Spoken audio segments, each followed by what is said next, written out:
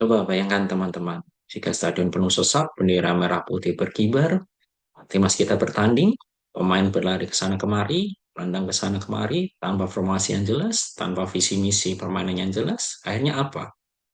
Permainan timnas jadi seperti tanpa arwah, akhirnya kalah. Jangankan lolos Piala Dunia, menang lawan tim yang selevel aja belum tentu menang. Itulah diibaratkan apabila suatu software requirement specification kurang diperhatikan dalam memulai suatu project. Baik, apabila kita umpamakan sebagai manajer IT, sama juga dengan manajer timnas. Poin apa Pak, yang perlu diperhatikan? Yang pertama, masalah allocation. Allocation kita harus tahu kebutuhan tim seperti apa.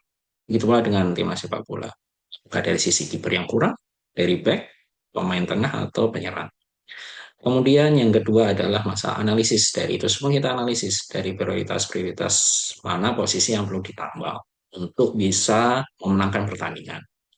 Kemudian yang selanjutnya yang tidak kalah penting adalah validasi. Dari itu semua kita perlu validasi posisi-posisi yang kira-kira itu benar-benar super priority.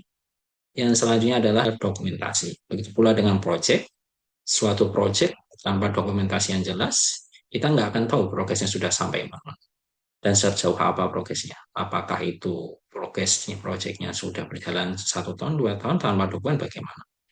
Kemudian dari itu semua yang tidak kalah penting adalah maintain dari semua proses dari delegation, kemudian analisis, kemudian dari validation, dokumentasi, dan maintain.